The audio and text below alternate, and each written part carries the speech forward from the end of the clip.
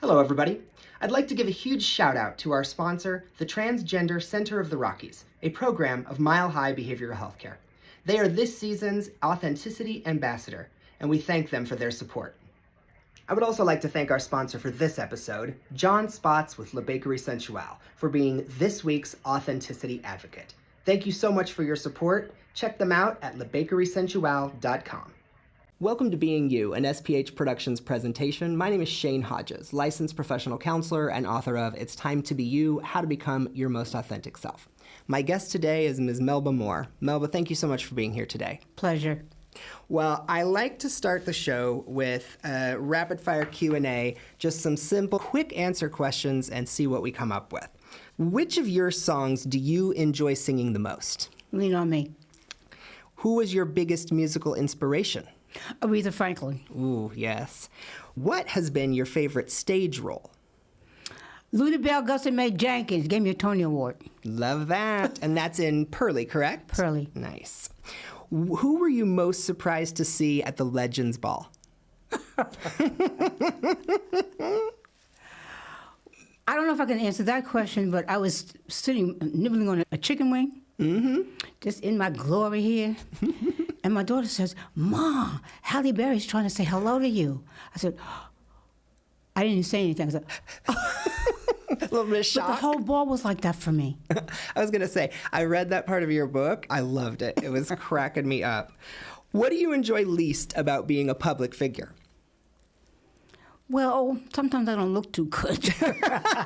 I get that. What theater or venue would you like to perform in again? Oh, I've never been in it, but I like to, the Metropolitan Opera House, I'd like to do that again. That would be very cool. What word would you use to describe your voice? Eclectic. Different. All right. Stage, TV, and screen, which is the most challenging? Stage. You have to think, I think. I was going to say, and you've done that. That you've been doing the longest, correct? The most. Yeah. Okay.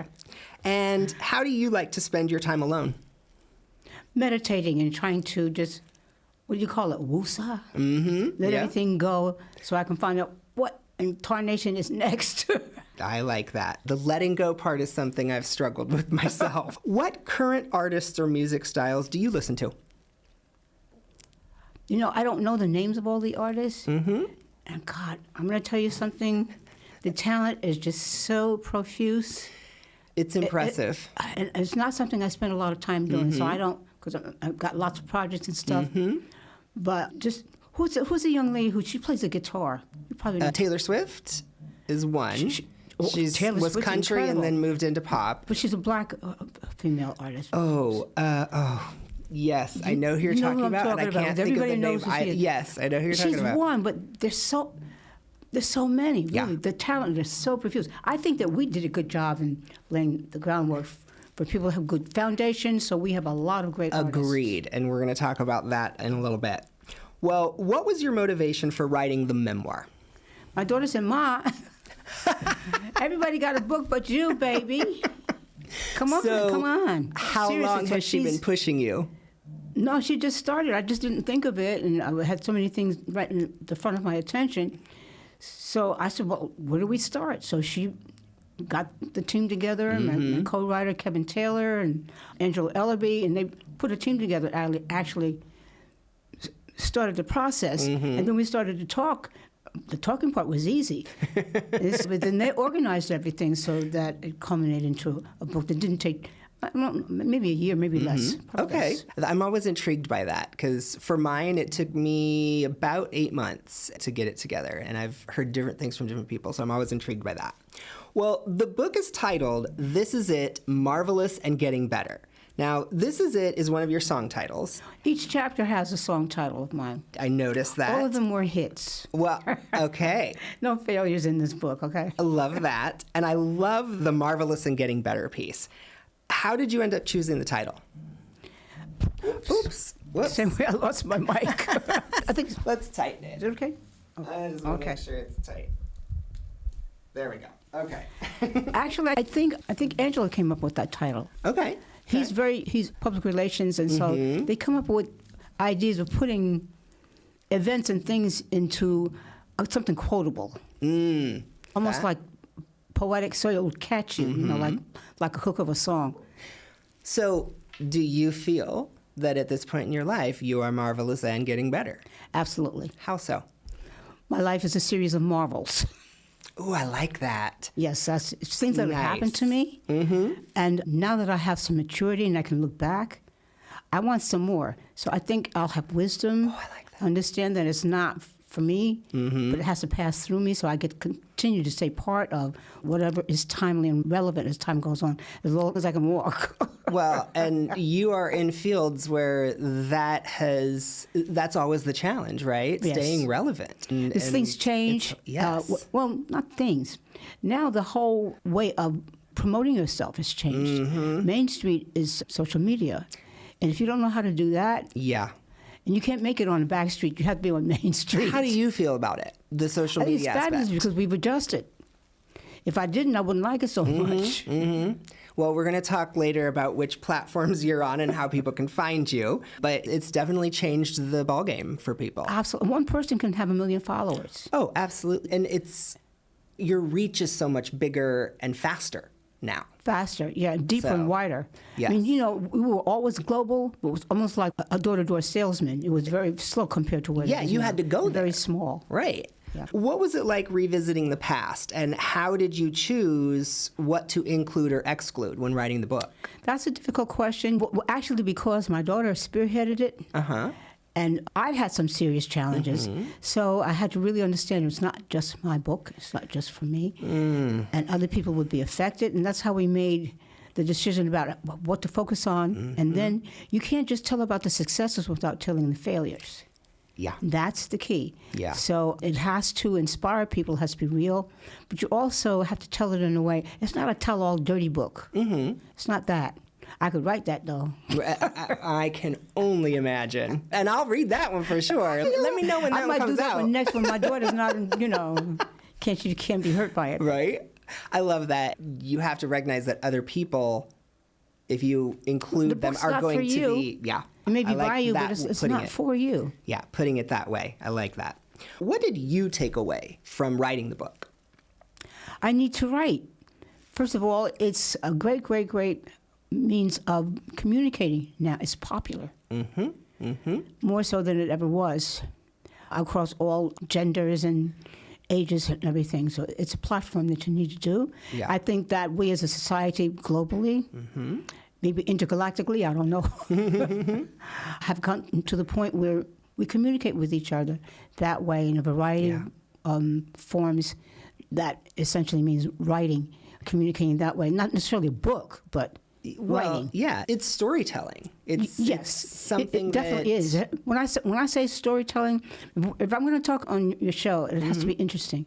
So that means it has to be a story or a soundbite, something that draw people that's in. entertaining. Yes, exactly. Not just informative. Yes. So you've mentioned now that your daughter was the one who brought it up and she was part of the team. Tell us a little bit about what it's like working with your daughter. Amazing. Because you've also worked with her in terms of production musically, correct? Yeah, but that was the first album we worked on. So this is another expansion of my discovering who she is. And I'm sure she's discovering who I am. Because in some cases, I have to be in charge. And she's grown, okay? Right. So what's the song? Woman to woman? It's like that. But of course, she's still my baby. But of course, it's a business. Yeah. So it's very challenging. I can only imagine. But what I'm finding out are wonderful things about her personality and her abilities that she can use me as an experiment. She probably would never find out. Wow. I like that. In addition to being an author, you have a very impressive career as an actress and singer. And that career has earned you quite a list of accolades, including a Tony, multiple Grammy nominations, and a star on the Hollywood Walk of Fame, just to name a few. With so many achievements, what things are you most proud of? Surviving. Wow. Because I think I'm getting them, especially now, because I'm a mature person and artist. And my public and people who've been there support me to be part of my audience, my not just fans, but friends, can see who it is I am over a period of time and say, it's time for you to get an award or a reward for that. What was it like being on the different platforms? Because, again, you are an actress, a singer, now an author, television, stage, screen. What stands out for you, or what's most exciting for you? Well, I guess my question or my answer would be sort of what the book is about that my daughter suggested it should be about, is pivoting. Because I enjoy them all now, but mostly all came because the door was closed and somebody said no. Wow. And so I said, okay, I don't want to go back and teach school. Oh, did you do that when you were younger? I started, that was my first paid profession. What did we teach? Vocal music. What do you think I taught? Dance? Okay, that's hilarious. No, I'm joking. What age ranges did you teach? K through 12, all of them. Oh, wow, okay. I was a public school itinerant teacher. Okay. I moved around from school to school. Yep. And was that here in New York? That was in Newark. Okay. Newark, New Jersey. Gotcha. Very cool. Well, a couple things have come up for you in terms of your stage acting. You were the first Black woman to play Fantine in Les Mis. You were the first Black woman to take over a lead role after a white actress. As a Black female actress who has been doing this for decades, what challenges have come with some of that? Learning my craft on the job. I think, hopefully, people will think that I did such a good job at acting that I was trained at it, but I wasn't. I was going to ask, how did you get into that? How did you learn your craft? Well, I do give credit in the book, too. One of the people that helped me was Valerie Simpson, because my stepfather was a musician, and he worked with my mother. They were musicians. And so they said, you're going to get a real job. You're going to teach school. And I did that for about 3 or 4 years. And I said, well, Mother and Daddy, I love teaching, but I want to see, can I be a performer, too, like you guys? You're all having a good time out here. How did they feel about that? My dad lived to be 101 years old. Wow. He was still disappointed that I didn't want to teach school. Oh, no. I mean, he was so sweet and gentle, but he's like, I thought you would stay as a teacher, because he respected that so much. And I think what I saw was they wanted so much for us to have some kind of security and, different life. And, of course, the racism and traveling south and going everywhere and not being able to. Yeah. It was very dangerous. They didn't want that for us. And so I didn't want to make that clear. It wasn't just a matter of, you're going to do this. No, it was their heart. Yeah, I've worked with adolescents and then their parents as well, and I often find that parents are doing things that the child doesn't always love, but it comes from a good place. Yeah. What was your parents' experience in the music world? They were very joyful at it. They loved it. They wouldn't do anything else in the world. And I saw that. I was going to say. I think as a young person, I saw that kind of love, and whatever comes with it, that's fine with me. And I still have a heart like that. I think that's why I'm here and why I had such a diverse career, because whenever one door was shut, I tried somewhere else. And now you call me diverse. And in terms of your parents, what type of music did they sing? They sang whatever was on the radio. My mother was a recording artist, too, but they sang in bars, live band bars. Okay. I went into concerts, and I had more expanded opportunities as a result of first meeting Valerie Simpson and exchanging numbers, and her getting me into background recording singing. So I got into the recording industry kind of through the back door. And from there, other things were made available to me. How did you meet Valerie? I was with my dad going around from different places trying to meet some agents and people who might get me started. And I remember I met one person, too, that he got me started in the Catskills. Do you remember those? Or yeah. Have you heard them? So I didn't even have my own dress, but he was my manager, and his wife gave me her dress. So I worked with live bands. Nice. And I didn't need a conductor. I was trained well at that. So I got a diverse kind of experiences in the industry in the beginning. When did you realize you could sing? I don't know if I ever cared about that. I just wanted to do it. You're like, okay, I love that. I love that. I mean, because in my family, everybody could sing. I went to performing arts school, so everybody could sing. So you say, well, I can't do that. I can't do that. I don't care. I'm going to do it anyway. It's that kind of an attitude. Love it. You mentioned earlier we were talking about the younger generations and setting the way, setting the path. In what ways do you feel you have influenced the generations of Black singers and actresses that have followed? Well, I hear people come to me and say, for instance, is it Cara Young that just got the Tony Award for Pearly Victorious? I believe that's the name. They were having a talk back, and she played back my video of it. So I could see. Wow. And if you told me that, maybe I would say, but I saw it. I was going to say, how did that feel in that moment? Old. Well, I'm telling the truth because, you kind of live in the moment now. And some things you kind of purposely stay in denial of, and that is that time is passing. Yeah, we can't deny it. No, but you try. We try to, and then I wake up and I'm like, okay, that did not hurt yesterday. What happened? Oh, is it hurting today? Right? What's going on? Well, you just turned 80, so happy belated birthday, Thank you. By the way. What is it like at this point in your life? What are you noticing about being 80? It's just a little bit difficult to put into words because I guess I've been in denial for so long. I have to admit it. Mm-hmm. And so I kind of get my view of who I'm supposed to be from outside now because I'm a public person. I really understand it's not for me and whatever. I mean, not totally for me. Right. I'm going to get my part. Okay. Amen. And yes. so what do people see? And I have to receive that now with grace and gratitude and say, okay, I'm not a kid anymore. I feel good. Let's keep it healthy and keep things in working. Yeah. And then see, okay, be careful about what you say and do so that you can be a role model for people that are coming along so that you can help people the way they've helped you. Ooh. So you got to grow up. Okay. I mean, talking to myself. Yeah, talk to me a little bit about that. When you say help others like they've helped you, what have you experienced and why is it important for you to be able to do that as well? That's what makes the world goes round. The time is not going to stand still. And if you can get into a good lane of that where you continue to, first of all, have some intelligence and wisdom about who helps you to do what you do. For instance, you mentioned my daughter working with me on this album. She brought me the songs. And so maybe I'd still be trying to sing Lean on Me or something. Because what else would I see? It's my view. That's what I mean when I say it's not for me. And you tell me, okay, now the record industry is structured very differently. And so we are now indie artists, which means we have to be the whole team, which means, okay, I don't have to lose my expertise. She would bring me songs. She said, Ma, I think this would be good for you. And we never worked together that way, but we brought her up in the industry. But when I hear what her view is, I said, oh, okay, well, she sees me as an adult person. I don't have to try to be trendy. I have to be relevant, but I don't have to try to be a teenager. And I've done things that show people this is my real life so I can be authentic. So I think it helps me be more of me, who I should be now. Yeah, and authenticity is a big piece for me, obviously.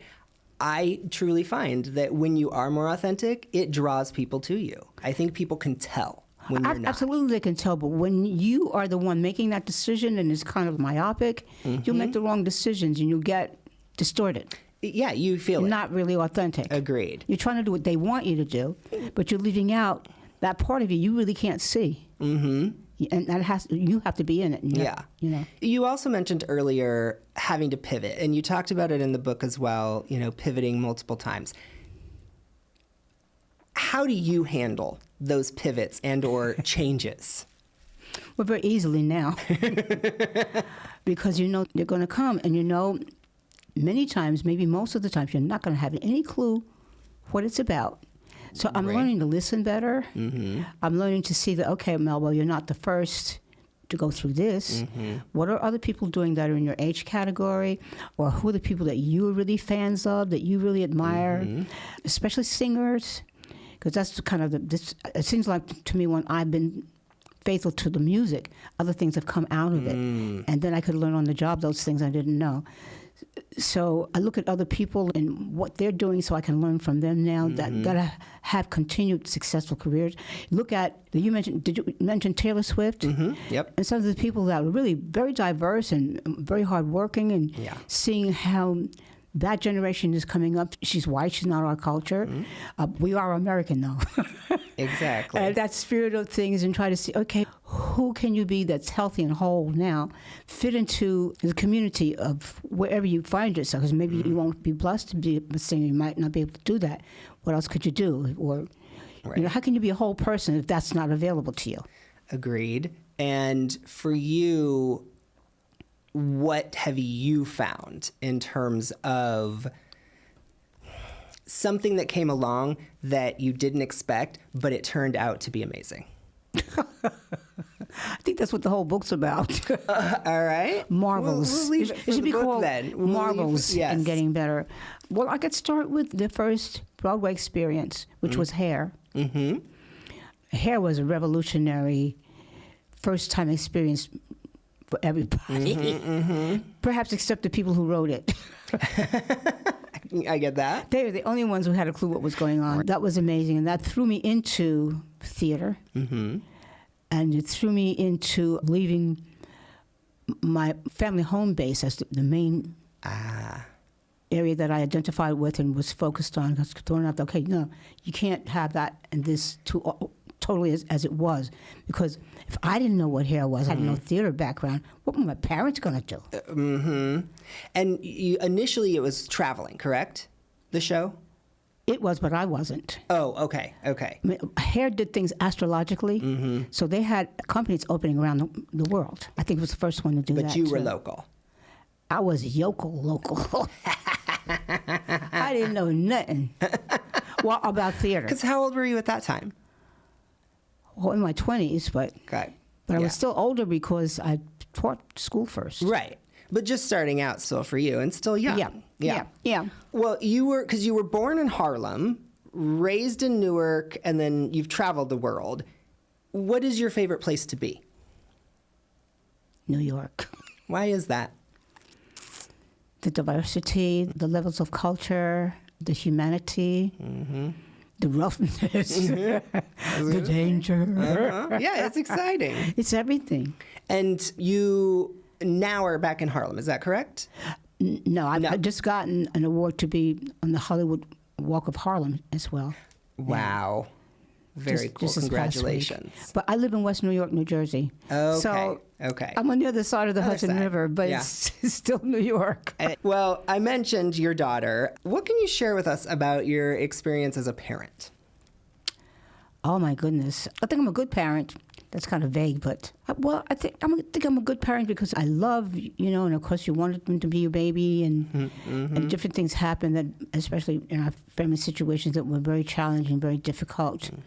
But I think, considering I'm a very emotional person, that I'm an actor, that I'm a star, which means I'm kind of pampered, if not spoiled. Okay. That I would want things my way. I think I've really tried hard to try to see it from her point of view, and other people's, to try to give them what they need, not just what I wanted. You mentioned about your dad not being thrilled that you got out of teaching. How did you feel about your daughter being involved in the business? All I really wanted for her and want for her is to find out what she's comfortable with, what she would like to do. Because our family, her father and I divorced, and he was my manager, and it's been so disruptive. So I would like for her to find the pieces to put together so that there's a path for her, so she can decide for herself. I understand from my own experience now, and from my parents being such lovers of what they did, you really have to have the ability to choose yourself. And your surrounding community or family, they can help you with that. So I'd like her to have that now, even though it's late. It makes a big difference. What was it like balancing the personal and professional life? Unbalanced. It's so difficult because at a certain point, you have to go away.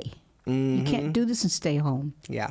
And so it wasn't difficult for me because I'd come from a second generation of that. But it doesn't mean that it was done any better.